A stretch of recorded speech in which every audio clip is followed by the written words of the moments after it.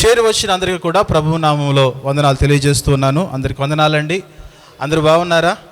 అందరికీ కూడా క్రిస్మస్ శుభాకాంక్షలు. యేసుక్రీస్తు యొక్క జన్మదినాన్ని పురస్కరించుకుని ప్రపంచవ్యాప్తంగా ఉన్న క్రైస్తవులు అలాగే క్రైస్తవేతరులు అనేకులు క్రిస్మస్ అనే పండుగను జరుపుకోవడము ప్రపంచంలో ఆనవాయితీ అన్నమాట. ప్రపంచంలో ఉన్న ఏ మతములకు సంబంధించిన పండుగైనా కేవలం ఆ మతము వారు మాత్రమే జరుపుకుంటారు. కానీ ఒకే ఒక పండుగ ప్రపంచవ్యాప్తంగా ఉన్న మతాలకు అతీతముగా, జాతులకు అతీతముగా, దేశాలకు అతీతంగా జరుపుకునే ఏకైక పండుగ అది యేసుక్రీస్తు యొక్క జన్మదినాన్ని పురస్కరించుకుని చేయబడుతున్న పండుగ. ఈ పండుగ కేవలము క్రైస్తవులకు సంబంధించింది మాత్రమే కాదు, కానీ క్రైస్తవేతరులకు లేదంటే ఆయా విశ్వాసాల్లో ఉన్నవారికి, ఆయా మతాల్లో ఉన్నవారికి అందరికీ సంబంధించిన పండుగ. ఎందుకంటే యేసుక్రీస్తు వారు క్రైస్తవులకు మాత్రమే సంబంధించిన వాడు కాడు. యేసుక్రీస్తు అనే ఆయన ఈ లోకానికి సంబంధించిన ఆయన. యేసుక్రీస్తు క్రైస్తవులకు ఉపదేశం చెప్పడానికి వచ్చిన వాడు కాదు. యేసుక్రీస్తు లోకంలో ఉన్న సర్వ మానవాళి కొరకు ఈ లోకానికి వచ్చి ప్రాణం పెట్టి తన రక్తాన్ని కార్చి అందరినీ కూడా మరి రాబోతున్న ఉగ్రతగా పిలువబడుతున్న, శిక్షగా పిలువబడుతున్న నరకం నుంచి తప్పించడానికి, విడిపించడానికి యేసుక్రీస్తు లోకానికి వచ్చాడు. కాబట్టి యేసుక్రీస్తు అని ఆయన క్రైస్తవులకు సంబంధించిన వాడని కానీ, యేసుక్రీస్తు అని ఆయన క్రైస్తవులకు దేవుడు అని కానీ బైబిల్లో ఎక్కడ లేదు. యేసుక్రీస్తు సమస్తమునకు ఆధారభూతుడు. యేసుక్రీస్తు సర్వ సృష్టికి ఆధారభూతుడు. సర్వ సృష్టిలో ఏదైతే కలిగి ఉన్నదో, ఏదైతే మనం చూస్తున్నామో ప్రతిదీ కూడా యేసుక్రీస్తు వలననే ఈ ఉనికిలోనికి వచ్చేదనే వాస్తవాన్ని మనము గమనించగలగాలి ప్రియులారా. ఇలా కాకపోతే ఈరోజు యేసుక్రీస్తు రాక మునుపు ఎన్నో విశ్వాసాలు ఉన్నాయి ప్రపంచంలో. యేసుక్రీస్తు రాక మునుపు ప్రపంచంలో ఎన్నో మతాలు ఉన్నాయి, ఎన్నో విశ్వాసాలు, ఎన్నో మతాలు, ఎంతోమంది దేవుళ్ళుగా చలామణిలో ఉన్నవారు ఉన్నారు. కాకపోతే మతాలు ఏవైతే ఉన్నావో ప్రజలకు అనేకమైన అలవాట్లను నేర్పించాయి. మరొకసారి, మతములు ఏవైతే ఉన్నావో, యేసుక్రీస్తు రాక మునుపు ఈ లోకములో ఉన్న మతాలు ఏవైతే ఉన్నావో మతాలు ప్రజలకు అలవాట్లను నేర్పించాయి. కానీ యేసుక్రీస్తు అనే మార్గం వచ్చిన తర్వాత, యేసుక్రీస్తు అనే ఆయన లోకానికి వచ్చిన తర్వాత ఈ ప్రజలకు ఒక చక్కటి నడవడికను నేర్పించాడు. నాయన, నేను రాకమునుపు మీరు అనేకమైన వ్యసనాల్లో ఉన్నారు, నేను రాకమునుపు మీరు అనేకమైన దురలవాట్లలో ఉన్నారు, నేను రాకమునుపు మీరు అనేక రకాలైన పాపపు స్థితిలో ఉన్నారు. నేను ఎందుకు వచ్చానంటే ప్రతి పాపము నుండి మిమ్మల్ని విడిపించడానికి, మీలో ఉన్న ప్రతి ఒక్క దుష్టత్వం నుండి మిమ్మల్ని వేరుపరచడానికి, ప్రత్యేకపరచడానికి యేసుక్రీస్తుని నేను ఈ లోకానికి వచ్చానని ఆయన చెప్పడము, ఆయన మాటల్లో మనం చూస్తాం పిల్లారా. ఎందుకంటే ప్రపంచంలో యేసుక్రీస్తు రాక మునుపు కూడా ఎన్నో మతాలు ఉన్నాయి, ఎన్నో పేరుగాంచిన మతాలు ఉన్నాయి, పెద్ద పెద్ద ఖ్యాతి కలిగిన మతాలు ఉన్నాయి. కానీ అన్ని మతాల్లో మనం చూస్తే ఆయా రకాల వ్యసనాలు కలిగి, దురలవాట్లు కలిగి, ఎన్నో రకరకాల చెడు వ్యసనాలు కలిగి, చెడు పద్ధతులు కలిగి బ్రతుకుతూ జీవనాన్ని కొనసాగిస్తున్న కాలంలో యేసుక్రీస్తు వారు వచ్చి, నాయనలారా మీ జీవితంలో ఈ వ్యసనాల నుంచి మీరు దూరం జరగండి, మీలో ఉన్న దుర్వ్యాపారముల గురించి దూరం జరగండి, మీలో ఉన్న దుష్ట సాంగత్యం నుంచి మీరు దూరం జరగండి, మీకు ఏవైతే అలవాట్లు ఉన్నాయో అలవాట్ల నుంచి మీరు పక్కకు జరగండి అని యేసుక్రీస్తు లోకానికి పిలుపునిచ్చాడు. అదే తన మార్గం అన్నాడు. ఆ మార్గమునకు పెట్టబడిన పేరే క్రైస్తవ్యము. మీరు గమనించండి, క్రైస్తవ్యంలోనికి రాక మునుపు, ఈరోజు మనమందరం కూడా భారతీయులము, ఒకప్పుడు వేరే మతములో ఉన్నవారము. కానీ ఇందులోనికి రాక మునుపు ఇక్కడున్న చాలామందికి చాలా అలవాట్లు ఉండేవి. కొందరేమో తాగుబోతులుగా బ్రతికారు, కొందరేమో గంజాయికి అలవాటు పడ్డారు, కొందరేమో డ్రగ్స్కి అలవాటు పడ్డారు, కొందరేమో మత్తుకు అలవాటు పడ్డారు, కొందరేమో వ్యభిచారంలో ఉండేవారు, కొందరేమో దొంగలుగా బ్రతికేవారు, కొందరేమో దూషకులుగా బ్రతికేవారు, లేదా కొందరేమో వ్యభిచార సంబంధమైన కార్యాల్లో ఉండేవారు, అనేక రకాలైన అక్రమ సంబంధాలు కలిగి ఉండేవారు. కానీ యేసుక్రీస్తులోనికి వచ్చిన తర్వాత నేను రోజు తాగట్లేదండి. విన్నారా సాక్ష్యాలు? చాలామంది చెబుతారు, నువ్వెందుకు ఆ మతంలోకి వెళ్ళిపోయావు, నువ్వెందుకు ఆ మార్గంలోకి వెళ్ళిపోయావు అంటే చాలామంది చెబుతారు, అప్పుడు ఉన్నప్పుడు నేను చాలా తాగుబోతుగా ఉండేవాడిని, నేను తాగితే ఫుల్లు దించకుండా తాగేవాడిని, ఎక్కడంటే అక్కడ పడిపోయేవాడిని. కానీ నా జీవితం మార్చుకోవాలనుకున్నాను. నా జీవితం మారాలంటే యేసుక్రీస్తే నాకు ఆధారమని, నా జీవితాన్ని మార్చే లోకరక్షకుడు ఈ లోకములో పుట్టాడని నేను తెలుసుకున్నాను. ఆయన నా కొరకే వచ్చాడని తెలుసుకున్నాను. ఆయన నా కొరకే మరణించాడని తెలుసుకున్నాను.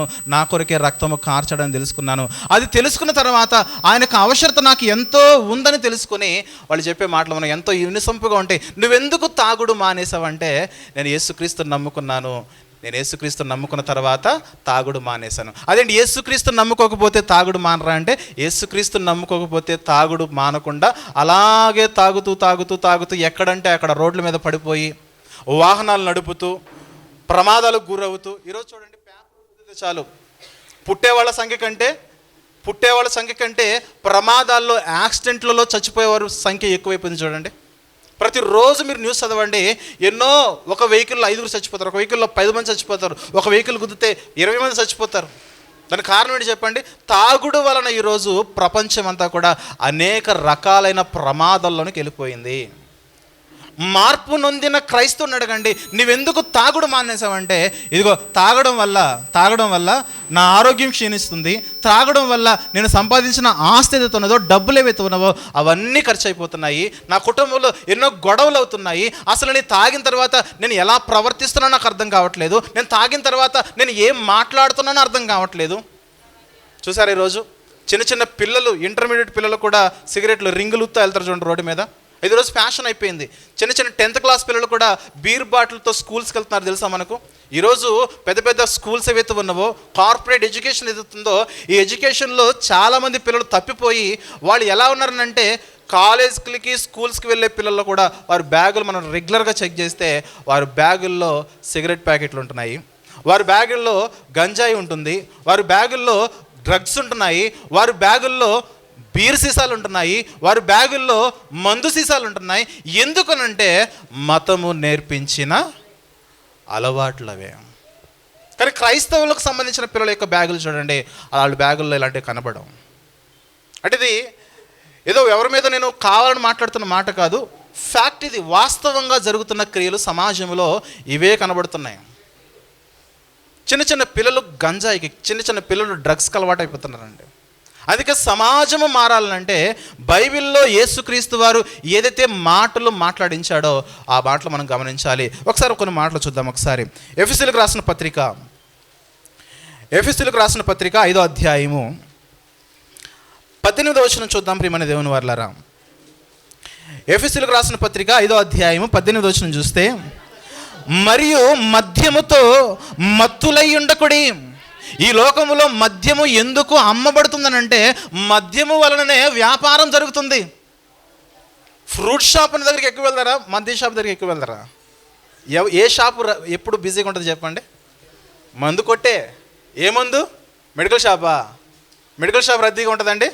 మెడికల్ షాపు మన ఆరోగ్యాన్ని బాగు చేసేది. అక్కడ ఎవరైనా ఉంటారా? ఉండరు. గమనించండి ప్రియులారా, మద్యము షాపు ఇంత వ్యాపారం చేయడానికి కారణం ఏంటంటే, ఈరోజు మన రాష్ట్రాలలో, ప్రత్యేకించి మన తెలుగు రాష్ట్రాలు ఏవైతే ఉన్నావో, మద్యం యొక్క సేల్స్లో దేశంలోనే నెంబర్ 1 స్థానంలో ఉన్నాయి తెలంగాణ మరియు ఆంధ్రప్రదేశ్. దానికి కారణం ఏంటి చెప్పండి? ఎన్నో పండుగలు వస్తూ ఉన్నాయి. ప్రతి పండగకి మందు ఉండాలి, మొక్కు ఉండాలి. మొక్క తింటే తిన్నారు, మందు ఎందుకు? సంపాదించిన డబ్బులు అయిపోతున్నాయి, ఆరోగ్యం క్షీణించిపోతుంది.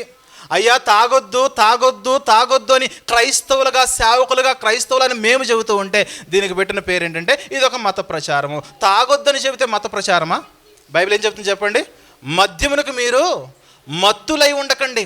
కొంతమందిని చూస్తే దరిద్రం అంటే దరిద్రము, ఆ నోట్లో ఎప్పుడు చూడు ఏదో ఒకటి దరిద్రం నములుతూనే ఉంటారు. వాటికి పెట్టబడిన పేర్లని చెప్పండి? ఖైనీ ఒకడు, గుట్కా ఒకడు, తంబాకు ఒకడు, పొగాకొకరు, ఇలా రకరకాల ఆహారము కాని పదార్థాలు ఏవైతే ఉన్నావో ఎన్నో రకాల, వాటిని ఏమంటారండి? మసాలాలు. ఏం మసాలాలు అవి? పాన్ మసాలాలు. ఇంట్లో వేసుకునే మసాలాలు కాదవి, పాన్ మసాలాలు వేసుకుని. విచిత్రం ఏంటంటే ఈరోజు ఈ పాన్ మసాలాలకి సినిమా యాక్టర్స్ కూడా వత్తాసు పలుకుతున్నారు. తినండి ఏం కాదు. టీవీ ఆన్ చేస్తే ఎవరు వస్తారు చెప్పండి? సినిమా యాక్టర్స్ చెప్తారు. వాళ్ళు దేన్ని ప్రజెంట్ చేస్తున్నారంటే పాన్ మసాలాల గురించి వాళ్ళు చక్కగా పబ్లిసిటీ చేస్తున్నారు. నేను అడుగుతున్నాను, నువ్వు నిజముగా ప్రజల యొక్క క్షేమమును కోరేవాడు అయితే పాన్ మసాలాలకి ఎవరైనా యాడ్కి ఎవరైనా రిప్రజెంట్ చేస్తారా? చేయరు కదా. క్రైస్తవ్యం అదే చెబుతుంది. చూద్దాం, ఒక మాట చూద్దాం. యెషయా గ్రంథములో 55వ అధ్యాయము, యెషయా గ్రంథములోని 55వ అధ్యాయము 2వ వచనం చూసినట్లయితే, యెషయా గ్రంథం 55వ అధ్యాయం 2వ వచనం చూస్తే, ఆహారము కాని దాని కొరకు మీరేల రోకలిచ్చెదరు. యేసుక్రీస్తు చెబుతున్న మాటలు మనం గమనించాలి. ఇది ఒక మత ప్రచారమో, ఇది ఒక అన్యమత ప్రచారమో, ఇది మనుషుల్ని పాడు చేసేది కాదు. కానీ ఎవరైతే అలవాట్లలో చిక్కుకొని పోయి, ఎవరైతే వ్యసనాలు కలిగి, ఎవరైతే తమ శరీరాల్ని, తమ కుటుంబాల్ని బజారుకి ఈడ్చుకుంటున్నారో వారి జీవితాలు మారాలని చెబుతున్న మాటలు ఇవి. ఆహారము కాని దాని కొరకు మీరు ఎలా రోకలిస్తున్నారు? ఇంతకీ ఆహారము కానిదేంటి? వైన్ షాపులో అమ్మే మందు ఆహారమా? ఆహారము కాదా? ఆహారము కాదది. పాన్ డబ్బాలు అమ్మే సిగరెట్లు ఆహారము కాదు. గుట్కా ప్యాకెట్లు ఆహారము కాదు. కైని ప్యాకెట్లు ఆహారము కాదు. పొగాకు, సిగరెట్లు ఇవన్నీ కూడా ఆహారము కాదు.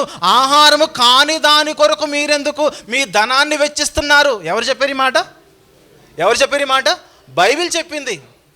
బైబిల్ చెప్పింది ఆహారము కాని దాని కొరకు మీరు ఎందుకు రోకలు వెళ్ళిస్తున్నారు? ఈ మాటలు చెబితే ఇది మతానికి సంబంధించిందంటే, ఇది మతానికి సంబంధించి ఎవరన్నారనండి? మన ఆరోగ్యం కాపాడుతుందండి. ఈరోజు సిగరెట్ పెట్టి మీద ఏ ఫోటో ఉంటుంది చెప్పండి?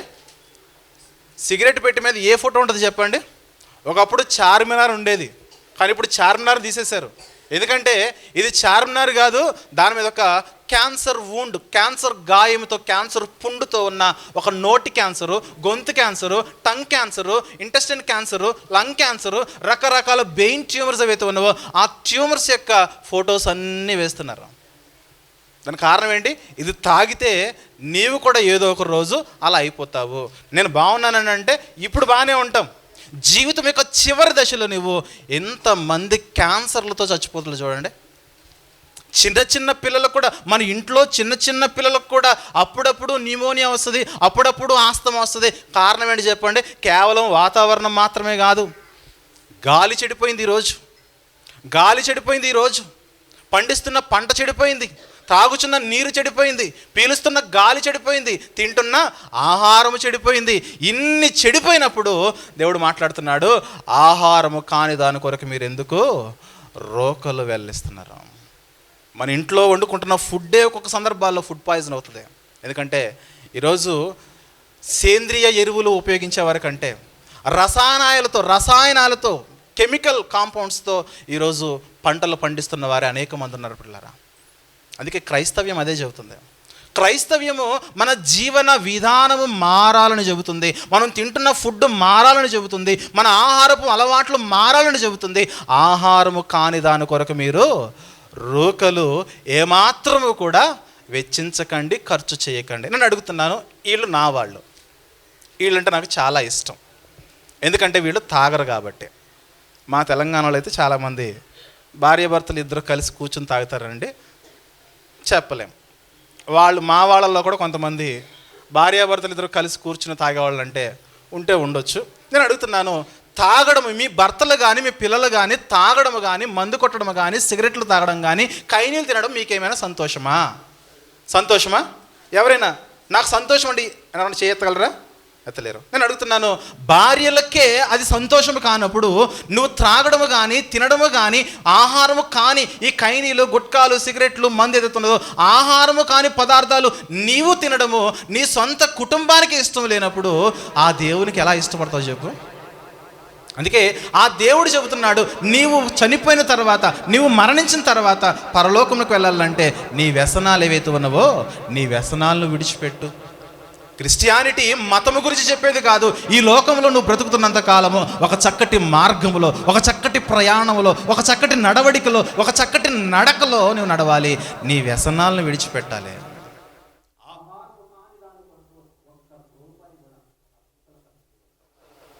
మీరు వెళ్ళకండి, క్రిస్టియన్ దగ్గరికి వెళ్ళకండి, క్రిస్టియన్ దగ్గరికి వెళ్ళి అడగండి, మీరు తాగుతారని అంటే చెప్తాడు, ఒకప్పుడు తాగే ఉన్నాడు. ఒకప్పుడు అంటే మతములో ఉన్నప్పుడు తాగాను, మరి ఇప్పుడు ఎక్కడున్నావు? మార్గములో ఉన్నాను. మార్గము నీకు ఏమి బోధించిందని అంటే తాగొద్దని బోధించింది. యేసుక్రీస్తు ఈ లోకానికి వచ్చి అవే చెప్తున్నాడు. ఆయన యేసుక్రీస్తు లోకానికి వచ్చి ఇవే చెప్పాడు. నాయన, ఆహారము కాని దాని కొరకు ఒక్క రూపాయి కూడా వెచ్చించకండి. మరొక పాయింట్ చెప్తా. క్రిస్టియానిటీ లోకానికి ఏం చేసింది? యేసుక్రీస్తు వారు ఆయన మాటలు మేము చెబుతూ ఉంటే ఇదొక మత ప్రచారము, మత బోధ అంటున్నారు కదా. ఈరోజు సంఘాలలో, చర్చెస్లో ఉన్న అనేక మంది అని అడగండి, వీళ్ళందరూ కూడా ఒకప్పుడు వేరే మతములో ఉన్నవారే. వేరే మతములో నుండి క్రైస్తవ్యంలోకి వచ్చిన వారిని అడగండి, నేను ఒకప్పుడు తాగుబోతానండి, ఒకప్పుడు తిరిగిపోతానండి, ఒకప్పుడు వ్యభిచారనండి, ఒకప్పుడు నా భార్యను కొట్టానండి, ఒకప్పుడు నా భార్యను తిట్టానండి, రకరకాలుగా వారు సాక్ష్యాలు చెబుతారు. క్రైస్తవులకు వచ్చిన తర్వాత ఈరోజు నేను తాగట్లేదనండి. మార్పు, దానినే ప్రభు అన్నాడు, మీరు మార్పు చెందండి, మార్పు చెందండి, మార్పు చెందండి, మారు మనసు పొందండి. ఈ మాటలు మత ప్రచారము కాదు, మన అలవాట్లను, మన బుద్ధులను, మన ఆలోచనలను మార్చే మాటలు ప్రియులారా. అవసరమేనా? గాంధీ గారు ఏమన్నారు చెప్పండి? ఒక చెంప మీద కొడితే ఇంకొక చెంప చూపించమన్నాడు. ఎందుకు చెప్పనా?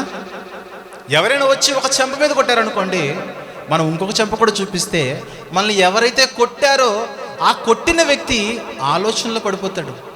ఏంటి ఆలోచన?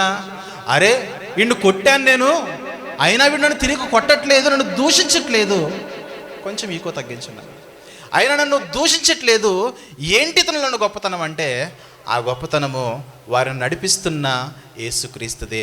ఆ యేసుక్రీస్తు చెప్పాడు, ఇదిగో ఒక చెంప మీద కొడితే ఇంకొక చెంప చూపించమన్నాడు. దానిలో సీక్రెట్ ఏంటి చెప్పనా? ఒకటి కొట్టారు మనల్ని, మనం కూడా 2 కొట్టామనుకోండి, అవతల ఊడుకుంటాడా? Prestige issue. 4 కొడతాడు, వాళ్ళు 4 కొట్టారనుకోండి, మనం 8 కొట్టామనుకోండి, అవతల ఊడుకుంటారా? 12 కొడతారు. అలా ఇద్దరి మధ్య గొడవ పెద్దదైపోయి గ్రామాలు తగలడిపోయిన చరిత్రలు ఉన్నాయి ఈరోజు. అందుకే ప్రభు చెప్పాడు, ఒకవేళ ఒక వ్యక్తి నిన్ను దూషిస్తూ కానీ, నిన్ను గాయపరచాలని కానీ, నీ మీద ఏదైనా వెయ్యరాని నింద వేసి నిన్ను గాయపరిస్తే నువ్వు అక్కడే ఆగిపో, తిరిగి కొట్టకు. క్రైస్తవులకు నేర్పిస్తుంది ఇదే సంఘాలలో.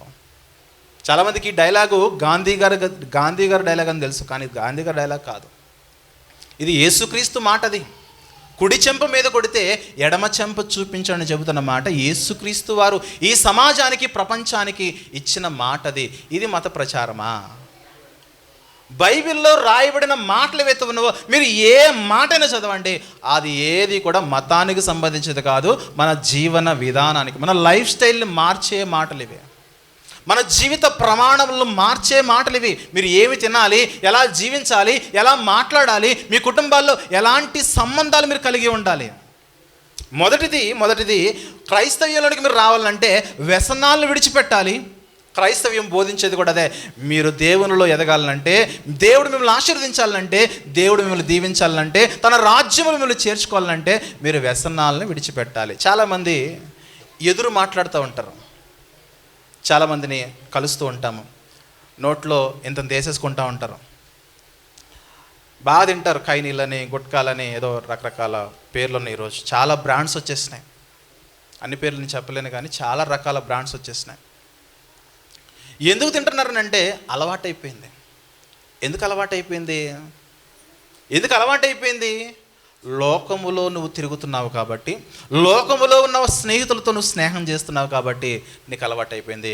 క్రైస్తవ్యం చెబుతుంది, అలవాట్లు ఉన్న వారితో స్నేహం మానేసి అలవాట్లు లేని వారితో స్నేహం చేయండి. అది అందుకు మనము యేసుక్రీస్తు నమ్ముకోవాలి. అలవాట్లు మారడానికి మనం యేసుక్రీస్తు నమ్ముకోవాలి. నెంబర్ 1. రెండోది, ఈరోజు కుటుంబ సంబంధాలు చూడండి. ఒకసారి కుటుంబ బంధాలు చూడండి. వివాహమైన కొద్ది రోజులు మాత్రమే భార్యాభర్తలు హ్యాపీ. ఒకరి మీద ఒకరికి సంతోషము, మోజు తీరిపోయిన తర్వాత ఒకరు మరొకరిలో లోపాలు ఎతకడం ప్రారంభించేస్తున్నారు. అందుకే నువ్వు ఎంత ప్రేమ వివాహం చేసుకో, ఎంత అది ప్రేమ వివాహమైనా, ఆ ప్రేమ వివాహము వాళ్ళు ప్రేమించుకున్నంతకాలం వాళ్ళ ప్రేమలు బాగానే ఉంటాయి, కానీ ఎప్పుడైతే వైవాహిక బంధంలోకి అడుగు పెట్టారో అది మొదలుకొని ప్రతిరోజు ఫైటింగే. చూడండి, పెళ్ళి కాకముందు నీ మాటలు బాగున్నాయి అన్నాడు ఒక అబ్బాయి, పెళ్ళైన తర్వాత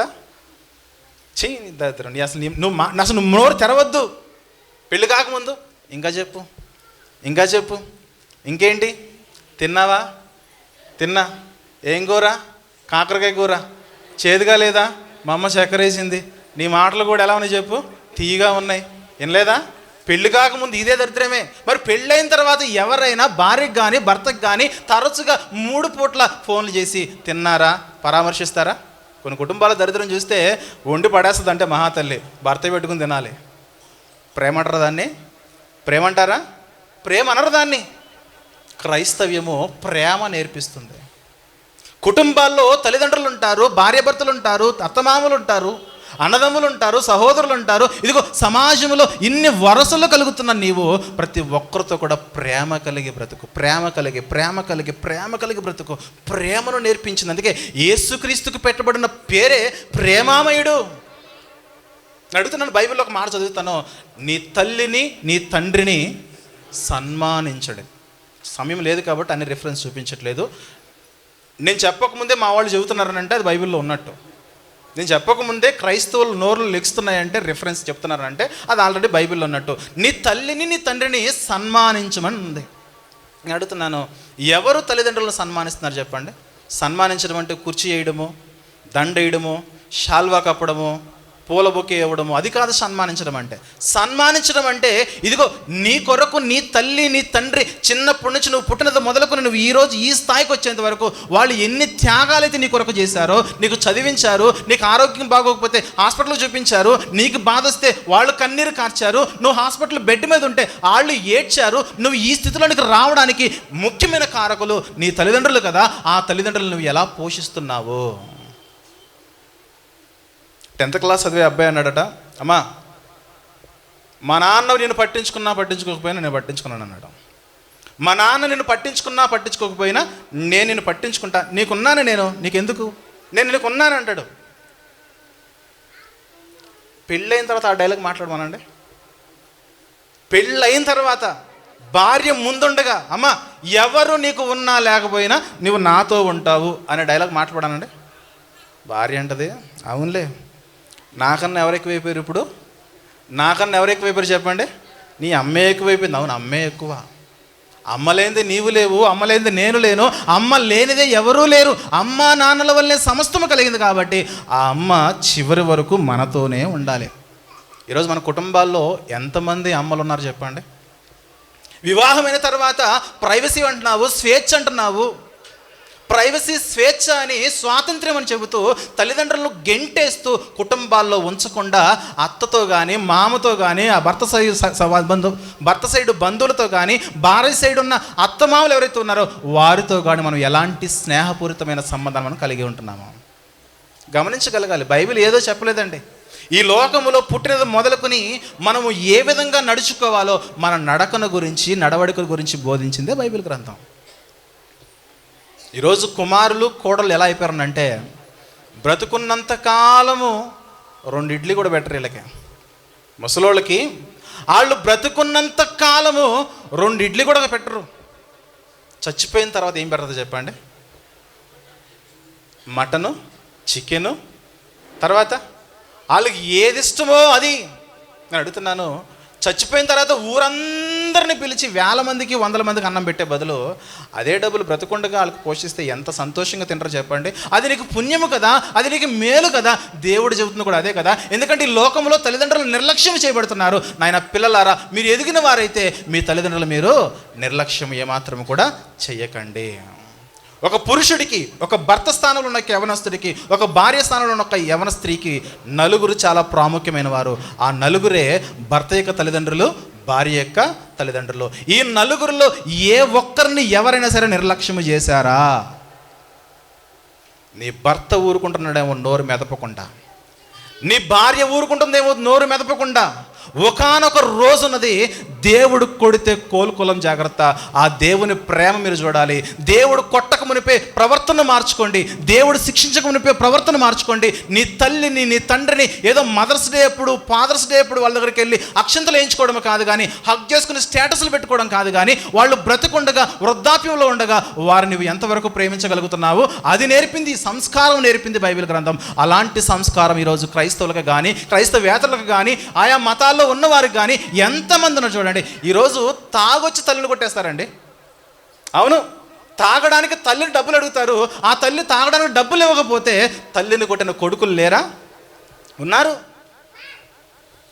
అది వద్దని చెప్పిందండి బైబిల్. మత పుస్తకం ఎలా అవుతుంది? ఇది మత పుస్తకం కాదు, మత గ్రంథము కాదు, మన జీవన మార్గములను సరళము చేసేది గ్రంథం ఇది. ప్రియమైన దేవుని వారలారా, చాలా కుటుంబాలు మీరు గమనించండి. ఒక తల్లి తండ్రి, వాళ్ళకు 4 సంతానము పుట్టినా ఎవరి మీద ఆధారపడకుండా తల్లిదండ్రులు ఇద్దరూ కలిసి 4 పెంచుతారు, 4 చదివిస్తారు, 4 పెద్ద చేస్తారు, 4 ప్రయోజకులు చేస్తారు. వీళ్ళు సంపాదించిన ఆస్తి అంతా కూడా వాళ్ళకి కట్టబెడతారు, ఏదో ఒక రోజు పంచుతారు. ఒక తల్లి ఒక తండ్రి ఎంతో కష్టపడి 4, 5, 6 పెంచగలిగినప్పుడు ఈ 4, 5 కుమారులు కలిసి ఒక తల్లిని ఒక తండ్రిని ఎందుకు పెంచలేకపోతున్నారు చెప్పండి? ఈరోజు వార్తలు చదివారా? ధనవంతుల స్టోరీ. ఈరోజు వార్తలు చదివారా? ఎంతమంది చదివారు చెప్పండి? ధనవంతుల story. Dialogue king Mohan Babu గారి స్టోరీ. ఎంతో సంపాదించాడు, కోట్లు సంపాదించాడు. 2 కొడుకులు, 1 కుమార్తె. ఆస్తి పంపకాల వల్ల ఒకరొకరు కొట్టేసుకుని పోలీస్ స్టేషన్ల మెట్లు తొక్కలేదా? అవునా? సమాజానికి ఏమి నేర్పించగలరో చెప్పండి. పుష్ప ఏమంటాడు చెప్పండి? తగ్గేదేలే అంటాడు. అవునా? దానికి అర్థం ఏంటి? చందనం కొట్టేమనా? అంతేనా? హిట్ కదా, సెన్సేషనల్ హిట్, దేశవ్యాప్తంగా పెద్ద హిట్ అయిపోయింది. ఇప్పుడు వెళ్ళి మనం చందనం కొట్టేస్తే మనం ఊరుకుంటారా? తప్పించుకోగలమా? పుష్ప తప్పించుకుని మనం తప్పించుకోగలమా? తప్పించుకోలేం. కానీ మనం ఎవరిని ఫాలో అవుతాం చెప్పండి? పుష్పానే ఫాలో అవుతాం. పుష్పాను ఫాలో అవుతాం. కానీ ఒక మంచి లాయర్నో, ఒక మంచి పోలీస్నో, ఒక మంచి ఇంజనీర్నో, ఒక మంచి డాక్టర్నో ఇలాంటి వాళ్ళు ఫాలో అవుతామా? మనకంత టాలెంట్ లేదు కదా. లాయర్ అవ్వాలన్నా, డాక్టర్ అవ్వాలన్నా, ఇంజనీర్ అవ్వాలన్నా, పోలీస్ అవ్వాలన్నా స్టడీ కావాలి. అందుకే ఈరోజు ఏమైంది చెప్పండి? సమాజంలో పుష్పాన్ని ఫాలో అయ్యే వాళ్ళు ఎక్కువయ్యారు. అందుకే ఈ సినిమా హిట్ అయిపోయింది. ఎంత దరిద్రం కాకపోతే 4 రోజుల తర్వాత చూస్తే ఏం పోతుంది చెప్పండి?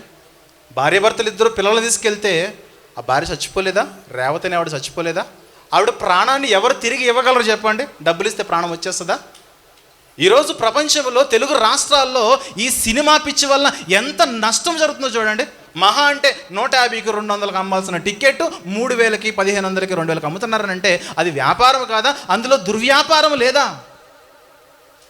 ఎవరి మాటలు ఇంపుగా ఉన్నాయి చెప్పండి సమాజానికి? మన ఆయుష్ని పాడు చేసేవారి మాటలు, మన జీవితాన్ని పాడు చేసేవారి మాటలు, మనకు తాగుడు నేర్పించే వారి యొక్క జీవితాలకు మనకి ఈరోజు ఇన్స్పిరేషన్ అవుతున్నాయి. కానీ నాయన తాగొద్దు, దొంగగా మారొద్దు, నీతిగా బ్రతుకు, నిజాయితీగా బ్రతుకని ఎవరైతే బోధిస్తున్నారో ఆ మాటలు మనకి ఈరోజు చేదైపోతున్నాయి. ఆ మాటలు ఈరోజు మత ప్రచారం అయిపోతుంది. ఎవరైతే తాగుడును ప్రేరేపిస్తున్నారో, ఎవరైతే ఎత్తిన బీరు దించకుండా తాగుతున్నారో వాళ్ళు ఈరోజు మనకు ఫ్యాన్స్ అయిపోతున్నారు. మనం వారిని అభిమానిస్తున్నాం. సమాజం ఎటు పోతుందో మీరు గమనించాలి. సమాజము ఎటు ప్రయాణము చేస్తుందో గమనించండి. 3 గంటల సినిమా ఏకధాటిగా చూస్తారు. కానీ ఇలాంటి మాటలు మిమ్మల్ని కూర్చోబెట్టి 3 గంటలు చెప్పాను అనుకోండి, మీరు వింటారా? వినరు. దానికి కారణం ఏంటంటే మనకే ఇంట్రెస్ట్ ఉండదు. ఏది మంచి చెబుతుంటే ఈరోజు మత ప్రచారం అని ముద్రేస్తున్నారు. ఇది మంచి నాయన, మత ప్రచారము కాదు. ఇది మన అలవాట్లు మార్చుకోవాలి. కుటుంబాల్లో ప్రేమలు ప్రారంభమవ్వాలి. అత్తను, మామను, తల్లిని, తండ్రిని నువ్వు ఎలా చూడగలుగుతున్నావు? నీ తల్లిని ఎంత ప్రయారిటీ ఇస్తున్నావో, నీ తల్లికి ఎంత ప్రేమ కలిగి ఉన్నావో, నీ అత్తకు కూడా అంతే ప్రేమ. ప్రపంచంలో ఏ ఇద్దరినైనా కలపచ్చు, కానీ ఈ ఇద్దరిని మాత్రము కలపలేరట. కానీ కలపగలిగింది ఒకే ఒకటి బైబిల్ గ్రంథం. దానికి మనము విధేయత చూపిస్తే, ఈ బైబిల్ గ్రంథాన్ని మనం పాటిస్తే బైబిల్ గ్రంథం ఖచ్చితంగా ఎవరినైనా మార్చేస్తుంది. యేసుక్రీస్తు యొక్క మాటలు అంత ప్రభావవంతమైన మాటలు బోధించాడు ఆయన. చూద్దాం ఒకసారి కొలసీలకు రాసిన పత్రిక 3వ అధ్యాయము. కొలసీలకు రాసిన పత్రిక 3వ అధ్యాయము 18వ వచనం చూద్దాం ప్రియులారా. భార్యలతో చెబుతున్నాడు. కొలసీ పత్రిక 3వ అధ్యాయం 18వ వచనంలో బైబిల్లో రాయబడిన మాట, అమ్మ భార్యలారా మీ భర్తలకు విధేయులయుండుడి, ఇది ప్రభువును బట్టి యుక్తమై ఉన్నది. ఏది? భార్యల నుండి భర్తలకు వస్తున్న విధేయత ఏది చెప్పండి? సంఘాల్లో సేవకులుగా మేము ఏమి చెబుతామంటే ఇదే, భార్యాభర్తల మధ్య మాటలు సక్రమంగా ఉండాలి, ఆలోచనలు సక్రమంగా ఉండాలి, ఒకరి ఎడలో ఒకరు ప్రేమలు ఉండాలి, విధేయత కలిగి ఉండాలి. అమ్మ, భర్త నీకంటే పెద్దవాడు, ఆ భర్తకు నీవు విధేయుడిగా బ్రతకాలి, విధేయురాలుగా బ్రతకాలని బోధించేది బైబిల్ గ్రంథం. ఇందులో తప్పు ఎక్కడుంది? ఇందులో మతం ఎక్కడుంది చెప్పండి? మంచిని చెబితే తాగొద్దురా అంటే తాగేవాడికి నొప్పి. అమ్మ, మీ జీవితాలు మీరు కాపాడుకోండి అమ్మ అని చెబుతూ ఉంటే వాళ్ళకు కూడా నొప్పే. నీకేం తెలుసు, మేము ఇంకా ఎన్ని కష్టాలు పడుతున్నామంటే మాకు లేవు మరి కుటుంబాలు, మాకు లేవు సంసారాలు. మరి మనం ఎంత తగ్గితే అంత హెచ్చింపబడతాం. బైబిల్ స్టోరీ అది. మనం 4 మాటలు అంటే అవతల 8 మాటలు అంటారు. ఎందుకంటే ఎవరేం తీరిగా కూర్చోలే. మాట్లాడడంలో కోటలు దాటిపోతాయి. బైబిల్ చెప్తుంది అవతల 4 మాటలు మాట్లాడితే నువ్వు 2 నిమిషాలు సైలెంట్గా ఉండు, వాళ్ళే నీ దగ్గరకు వస్తారు. తొందరపాటులో మాటలు మాట్లాడేశాను, దయచేసి క్షమించవా అని కోరతారు.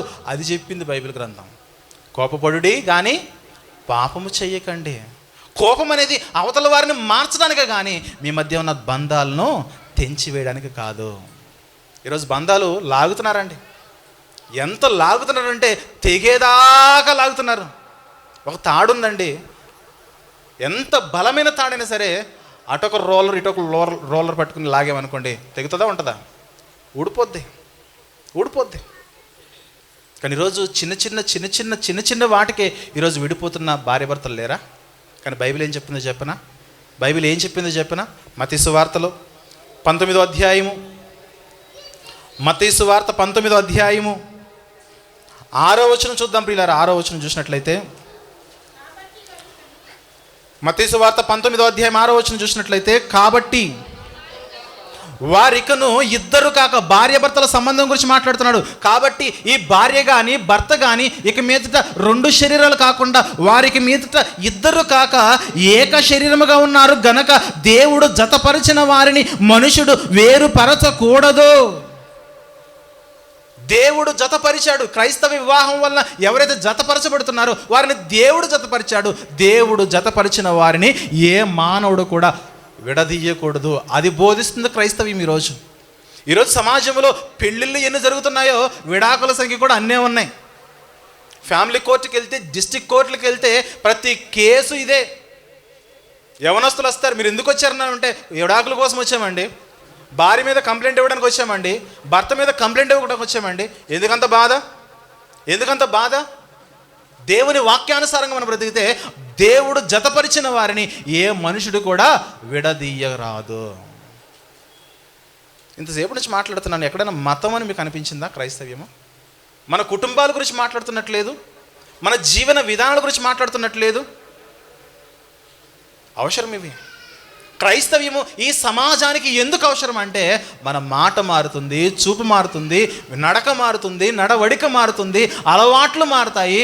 దురలవాట్లు ఏవైతే ఉన్నావో ప్రతిదీ పోవాలనంటే యేసుక్రీస్తే శరణ్యము ఈ లోకానికి. యేసుక్రీస్తులో లేకపోతే మనలో ఉన్న ఏ అలవాటు పోదు ప్రియులారా. యేసుక్రీస్తు మాట అంత శక్తివంతమైన మాట. మరొక మాట చూద్దాం. కొలస్సీ పత్రిక 3వ అధ్యాయము 19వ వచనం చూద్దాం. కొలస్సీలకు రాసిన పత్రిక 3వ అధ్యాయము, భర్తలతో మాట్లాడుతున్న మాట. భర్తలారా, మీ భార్యలను ప్రేమించుడి, వారిని నిష్ఠుర పెట్టుకుడి. భర్తలతో చెబుతున్నాడు. ఇంతకుముందు భార్యల గురించి మాట్లాడాడు, ఇప్పుడు భర్తల గురించి మాట్లాడుతున్నాడు. బైబిల్లో ఏ ఒక్క వరసను దేవుడు వదిలిపెట్టలేదు. భార్యలకు చెప్పాల్సిన భార్యలకు చెప్పాడు, భర్తలకు చెప్పాల్సిన భర్తలు చెప్పాడు, తల్లిదండ్రులకు చెప్పాల్సిన తల్లిదండ్రులకు చెప్పాడు, పిల్లలకు చెప్పాల్సిన పిల్లలు చెప్పాడు. ప్రతి వరసతో మాట్లాడాడు. నాయన, మీ కాలాల్లో మీ జీవితాల్లో ఈ వాక్యానుసారంగా మీరు ప్రేమ కలిగి నడుచుకుంటే ఎక్కడ ఏ సమస్య ఉంటుంది చెప్పండి. ప్రేమ అంటే లోకంలో ఉన్న ప్రేమలు కాదు. ఇంటర్మీడియట్లో పుట్టే ప్రేమ, 10th క్లాస్లో పుట్టే ప్రేమ, అవునా, డిగ్రీలో పుట్టే ప్రేమ, ఈ ప్రేమలు కాదు. ఈ ప్రేమలు ఎలా ఉంటాయనంటే, అబ్బా నువ్వు లేకపోతే నేను ఉండలేను అంటారు. ఎందుకు ఉండలేరు? ఉంటారు. డైలాగ్ చెప్పేస్తారు, ఐ లవ్ యూ అని. ఐ లవ్ యూ ఒక అబ్బాయి వెళ్ళి ఒక ఆడపిల్లతో ఐ లవ్ యూ అన్నాడు అనుకోండి, ఆడపిల్ల ఏమనాలి చెప్పనా? నువ్వు నన్ను నిజంగా ప్రేమిస్తున్నావో ప్రేమించట్లేదో నేను తెలుసుకోవాలనుకుంటున్నాను. సరే, నువ్వు నన్ను ప్రేమిస్తున్నావు కాబట్టి నా శరీరాన్ని టచ్ చేయకుండా మన ప్రేమ మీ ఇంట్లోనూ మా ఇంట్లోనూ నువ్వు ఒప్పించగలవా? నన్ను పోషించగలిగే సామర్థ్యం నీకు ఉన్నదా అని ఏ ఆడపిల్లైనా పురుషునితో అన్నదనుకోండి, ఆడు రెండో రోజు కనబడ్డు. ఇంకా అర్థమవుతుందా? రెండో రోజు కనబడ్డు. ఏంటి కండిషను? పెళ్ళయ్యేంత వరకు నన్ను టచ్ చేయకూడదు, నా చేతిని ముట్టుకోకూడదు, నా డ్రెస్ను ముట్టుకోకూడదు, నా శరీరంలో ఏ అవయవాన్ని ముట్టుకోకూడదు అని ఒక కండిషన్ పెట్టారనుకోండి, అక్కడ సగం ప్రేమ ఇరిగిపోద్దండి. ఇక సంపాదన గురించి, తల్లిదండ్రులు ఒప్పించడం గురించి, మా తల్లిదండ్రులు ఒప్పించడం గురించి ఇవన్నీ మాట్లాడారు అనుకోండి, ప్రేమ లేదు, పాడు లేదు. అవి ప్రేమలు కాదవి వ్యసనాలు. వ్యసనాలు, స్త్రీ పట్ల వారికి ఉన్న వ్యామోహము. ఈరోజు అవే సమాజంలో ఎక్కువైపోయాయి. గైనకాలజిస్టుల దగ్గరికి కేవలం పెళ్ళైన వారు మాత్రమే రావట్లేదు. ఈరోజు పెళ్ళి కాని యువతులు అనేక మంది వస్తారు. ఎందుకంటే మేము తప్పు చేసేసాము, పాపిష్టి పనులు చేశాము, రహస్య పాపాలు చేశాము, నా కడుపులో ఒక శిశువు పెరుగుతున్నది, అది తీసేయి అంటే కొంతమంది ఏమో తీసేస్తున్నారు, కొంతమంది డాక్టర్లు మాత్రం నిజాయితీగా ఉంటూ మేము తీయమంటున్నారు. అది తీసేయించుకోవడానికి కోర్టులకు వెళ్తూ ఉంటే జడ్జి గారులు కూడా ఈరోజు ముక్కును వేలేసుకుని ఒక బిడ్డను మేము ఎలా చంపాలి, ఒక బిడ్డను చంపడానికి మేము ఎలా పర్మిషన్ ఇవ్వాలని వారు కూడా న్యాయ వ్యవస్థలో అగ్రపీఠంలో మీద కూర్చున్న న్యాయాధిపతులు కూడా ఈరోజు ముక్కును వేలేసుకుంటున్నారు. చూడండి, తీర్పు ఇవ్వలేకపోతారు. ఎందుకంటే ఈ గర్భంలో ఉన్న శిశువుని చంపడం అనేది దానికి అనుమతులు మేము ఇవ్వలేం. కానీ ఈరోజు మెడికల్ షాపులు ఉన్నాయిగా, అవునా? గూగుల్ని అడిగితే చెబుతుంది, ఏది వేసుకుంటే గర్భంలో ఉన్న ఆ మొదటి నెల, రెండవ నెల, మూడవ నెల ఆ పిండము ఏది తింటే రాలిపోతుందో గూగుల్ చెప్పేస్తుంది, యూట్యూబ్ చెప్పేస్తుంది. అవి చెప్పకపోతే మెడికల్ షాప్కి వెళ్తే మెడికల్ షాప్ కూడా చెప్పేస్తాడు. 5 టాబ్లెట్లు అంటే రోజు కొట్టేసుకోమ్మా అవుటిగా, అవునా? ఈరోజు ప్రపంచంలో అవే జరుగుతున్నాయి. ప్రపంచంలో, ఈ లోకములో ఇవే జరుగుతున్నాయి. ఇదే చెప్పేదే బైబిల్ గ్రంథము. మీ జీవితాల్లో వివాహము కాకుండా అక్రమ సంబంధాలు పెట్టుకోవద్దు, లైంగిక పాపాలు మీరు చెయ్యొద్దు, వ్యభిచారము చెయ్యొద్దు. ఇది కదా బైబిల్ చెప్తున్న సత్యము. ఎక్కడన్నా మతానికి ఆపాదించబడిందా? ఈ లోకం అలా బురద జల్లుతుంది అంతే క్రైస్తవ్యం మీద. ఈ లోకంలో ఉన్నవారు అలా మాట్లాడుతున్నారు. క్రైస్తవ్యం అంటే వాళ్ళు ఎప్పుడు మత ప్రచారం చేస్తారండి. ఇది మత ప్రచారం కాదండి. అత్తాకోడలు ఎలా ఉండాలి, మామ అల్లుళ్ళు ఎలా ఉండాలి, భార్య భర్తలు ఎలా ఉండాలి, తల్లిదండ్రులను ఎలా చూసుకోవాలి, బిడ్డలను ఎలా చూసుకోవాలి, ఒక సన్మార్గంలో ఎలా మనం వెళ్ళాలంటే ఆ సన్మార్గంలో మనం ఎలా జీవించాలని మనకు నిత్యము మనకు జ్ఞాపకము చేసేదే క్రైస్తవ్యము. ఇందులో మతం ఎక్కడున్నది? ఇందులో మత ప్రచారం ఎక్కడున్నది? అలవాట్లు మార్చుకోవాలండి, అలవాట్లు మార్చుకోవాలి, ప్రేమ కలిగి నడుచుకోవాలి. యేసుక్రీస్తు రాక మునుపు ఉన్న స్టోరీ ఏంటి చెప్పనా? ఎవడన్నా ఒకటి కొట్టాడు అనుకోండి, పీకిడిగా. కానీ యేసుక్రీస్తు వారు ఏమన్నారు చెప్పనా? ఒక చెంప మీద కొడితే ఇంకో చెంప అన్నాడు. చూపించండి, పర్లేదు, ఆగిపోతాడు కొట్టడు. మళ్ళీ మరొక మాట చూస్తాం. మత్తయి సువార్త 5వ అధ్యాయము, మత్తయి సువార్త 5వ అధ్యాయంలో 40 మత్తయి సువార్త 5వ అధ్యాయము 43వ వచనం చూద్దాం ప్రియులారా. యేసుక్రీస్తు రాక మునుపు ఉన్న మతాలు ఏమి బోధించాయనంటే, యేసుక్రీస్తు రాక మునుపున్న విశ్వాసాలు ఏమి బోధించాయనంటే, నీ పొరుగు వారిని ప్రేమించి నీ శత్రువును ద్వేషించమని చెప్పబడిన మాట మీరు విన్నారు కదా. యేసుక్రీస్తు లోకానికి రాక మునుపు ఎలా ఉండేదనంటే, ఇదిగో నీవాడైతే ప్రేమించు, నీవాడు కాకపోతే ద్వేషించు. ఆ మతాలు అలా ఉండేవి యేసుక్రీస్తు రాక మునుపు. కానీ యేసుక్రీస్తు ఏం చెప్తున్నాడంటే, మీతో చెప్పినది ఏమనగా, నేను మీతో చెప్పినది ఏమనగా, మీరు మీ పరలోకమందున్న మీ తండ్రికి కుమారులై ఉండినట్లు మీ శత్రువులను ప్రేమించండి. మనల్ని ప్రేమించడం ఎవడైనా ప్రేమిస్తాడు. మనకు అన్నం పెట్టేవాడికి అన్నం పెట్టడం ఎవరైనా పెడతారు. అత్త మనల్ని బాగా చూస్తుంది అనుకోండి, మనం కూడా బాగానే చేసుకుంటాం. కోడలు మనం బాగా చూస్తుంది అనుకోండి, కోడలు కూడా మనం బాగా చేసుకుంటాం. అది కాదు కావాల్సింది. నేను ఎవరైతే ద్వేషిస్తున్నారో వారిని కూడా ప్రేమించు. ఒకానొక రోజు నీ అత్త నిన్ను ప్రేమిస్తుంది, నీ కోడలు నిన్ను ప్రేమిస్తుంది, నీ భర్త నిన్ను ప్రేమిస్తాడు, నీ భార్య నిన్ను ప్రేమిస్తుంది, నీ మామ నిన్ను ప్రేమిస్తాడు. ఆ విధంగా నీ జీవితంలో ప్రేమలు వెల్లువిరుస్తాయి. బైబిల్లో మాటలు మామూలు మాటలు కాదు ఇవి. నిన్ను ప్రేమించేవాడినే ప్రేమిస్తే, ఎస్ ఆడంటే నాకు బాగా ఇష్టం అండి, ఆడు నాతో బాగుంటాడండి అందుకే ప్రేమిస్తానంటే, నో, బైబిల్ చెప్తుంది ఆడు నీతో బాగోకపోయినా నువ్వు ప్రేమించావు అనుకోండి, ఆడు నీతో ఎప్పుడైతే బాగోలేదో వాడి ప్రవర్తన నువ్వే మార్చేస్తావు. అది క్రిస్టియానిటీ. మందు ఎక్కడో లేదు, మందు మనలోనే ఉంది. ఎదుటి వారిని మార్చగలగడానికి మందు మనలోనే ఉంది. ఆ మందు పేరే ప్రేమ అన్నాడు. శత్రువుల కొరకు ప్రేమించండి, మిమ్మల్ని హింసించు వారి కొరకు ప్రార్థన చేయండి. బైబిల్లో ఉన్న మాట చెప్పిన, ఎవరైనా మీకు కీడు చేశారనుకోండి, మీరు ప్రతి కీడు చేయొద్దు. ఎవరైనా మీరు దూషించారనుకోండి, ఎదురు తిరిగి దూషించొద్దు. ఏమని చెప్పాలి? మీరు గాడ్ బ్లెస్ యు చెప్పాలి. అది బైబిల్, అది బైబిల్. ఎవరు ఎన్ని బూతులు తిట్టినా మీరు ఒక్క బూతు కూడా మాట్లాడకండి. యారో ఒకప్పుడు పంచాంగం బాగా చదివావు కదా, ఇప్పుడు ఏంట్రా ఏం బూతులు మాట్లాడతానంటే నేను చర్చికి వెళ్ళిపోతున్నాను అంటాడు. అర్థమవుతుందా? చర్చ్ ప్రభావం చూడండి. నేను చర్చికి వెళ్ళడం వల్ల బూతులు మాట్లాడట్లేదు, తాగుడు లేదు, సిగరెట్లు లేవు, వ్యభిచారం లేదు, నాలుగు వ్యసనాలు లేవు. చర్చికి వెళ్ళడం వల్ల ఎన్ని ప్రయోజనాలు చూడండి. తప్పుగా అనుకోకండి. ఈరోజు మన సొంత కుటుంబ సభ్యులే, ఈరోజు ఇక్కడ హైందవులు కూడా ఉన్నారు, హిందూ సహోదరులు కూడా ఉన్నారు. మన సొంత కుటుంబ సభ్యులు కూడా ఈరోజు మాలేసుకున్నారు. ఫ్యాక్ట్ మాట్లాడుతున్నా, ఇది విమర్శించడం కాదు. చాలామంది దీక్షలో ఉన్నంత కాలము తాగుడు మానేస్తారు. ఆ దీక్ష ఎక్కడైతే వదిలేశారో అక్కడే ప్రారంభిస్తారు. చూడండి, ఏ దీక్ష? మందు దీక్ష. కానీ క్రైస్తవుని యొక్క దీక్ష అనేది 40 రోజులు 50 రోజులు ఉండేది కాదు. దీక్ష జీవితకాలం ఉంటుంది. దీక్ష ఈ జీవితకాలంలో ఉన్న ఏ రోజు కూడా నువ్వు మందు ముట్టుకోవడానికి వీల్లేదు. అది బోధిస్తుంది క్రైస్తవ్యం. అర్థమవుతుందా? తాత్కాలిక సుఖాలనిచ్చేది కాదు క్రైస్తవ్యం అంటే. శాశ్వత పరలోకపు ఆనందాన్ని, సంతోషాన్ని ఇచ్చేది క్రైస్తవ్యం అంటే. ఈ లోకంలో స్త్రీ పురుషులు వివాహము కాకుండా లేదా వివాహమైన తర్వాత కూడా వేరొకరితో వ్యభిచార సంబంధమైన సాంగత్యము చేస్తే ఈ లోకము తప్పు అంటుంది. ఎవరినైనా రేప్ చేస్తే తప్పు అంటుంది. రేప్ చేసిన అమ్మాయి దగ్గరికి వెళ్ళి, అమ్మ ఏంటి ఎవిడెన్స్ అడుగుతుంది. ఆ అమ్మ ఏమి సాక్ష్యాధారాలు చెప్పండి అడుగుతుందా? వాళ్ళు నా దగ్గర ఒక 4 వచ్చి నా మీద అఘాయిత్యం చేస్తారనంటే జడ్జి గారు అడుగుతారు, ఏంటి ఆధారాలని? ఏమి ఆధారాలు ఎవరు ఇవ్వగలరు చెప్పండి. ఒక స్త్రీ యొక్క మానశీలము గురించి ఎవరైనా ఆధారాలు ఇవ్వగలరా? ఆ స్త్రీ యొక్క నోటి మాటే కదా.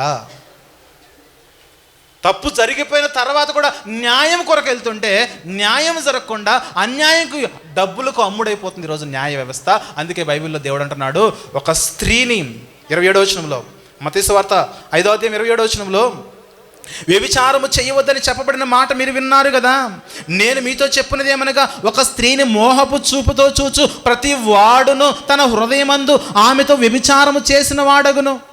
ఒక స్త్రీని చెరిస్తే పాపమనే తర్వాత విషయము.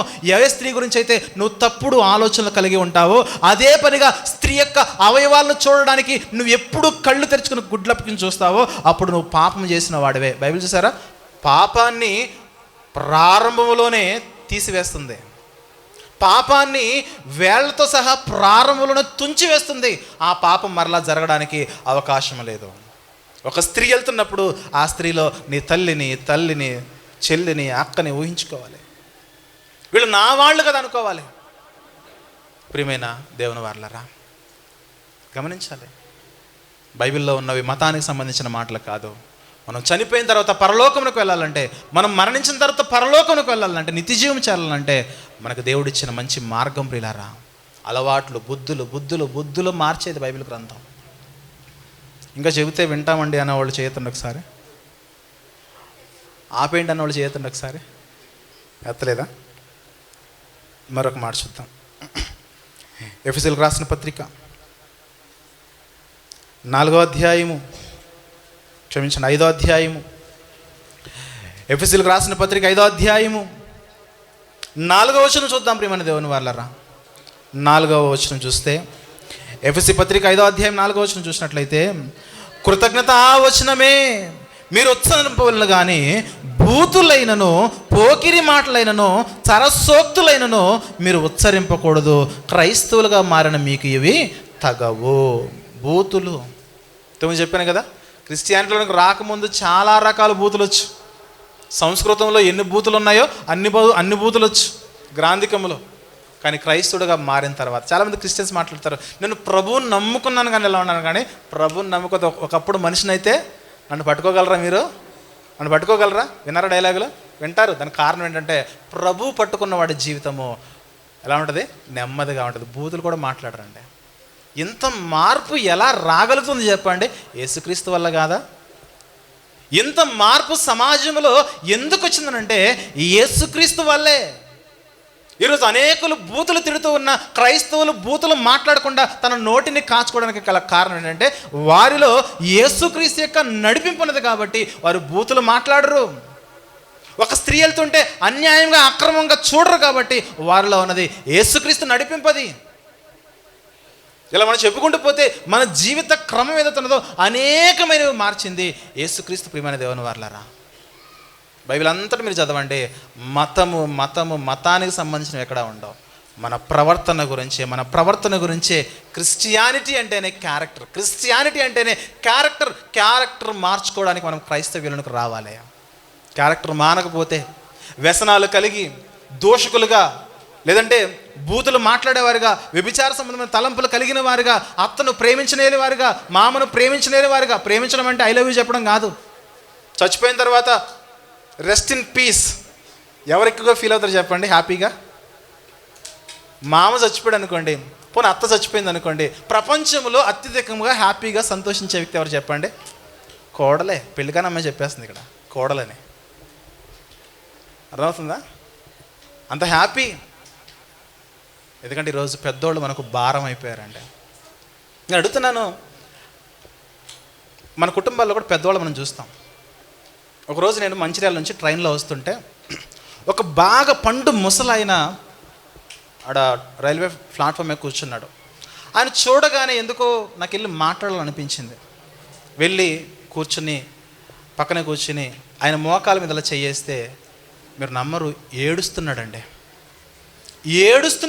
ఏం తాత ఎందుకు ఏడుస్తున్నావంటే, ఏం చెప్పమంటావు, ఈరోజు నాకు ముద్దకు గతి లేదు, నేను కష్టపడి కట్టుకున్న ఇంట్లో నాకు స్థానం లేదు, నేను కష్టపడి ఈరోజు పొలాలు కూడా ఇచ్చాను, స్థలాలు కూడా ఇచ్చాను, నాకు ఇంత తిండికి గతి లేదు, మరి ఎట్లా తాత అంటే, ఇదిగో నేనే పొద్దున ఇన్ని బియ్యం వండుకుంటాను. ఎన్ని బియ్యము? గుప్పెడు బియ్యం వండుకుంటే ఆ పెద్ద ఆయన 2 పూటలు తింటాడు. గుప్పుడు బియ్యం వండుకుంటే పెద్ద ఆయన 2 పూటలు తింటాడు. ఒకటి 11 గంటలకు, పొద్దున్నే 10-11 గంటలు తింటాడు, మళ్ళీ రాత్రి 6-7 గంటలు తింటాడు. మధ్యలో తిన్నా కూడా అరిగించుకోలేని జీర్ణశక్తి ఆయనకు ఉండదు. అలాంటి వాళ్ళకు కూడా గుప్పెడు మెతుకులు కూడా పెట్టలేని స్థితిలో ఈరోజు ఎంతమంది ఉన్నారు చెప్పిన? ఈరోజు గుప్పెడు మెతుకులు వారు పెద్ద పంచభక్ష పరమాణాలు కోరట్లేదు.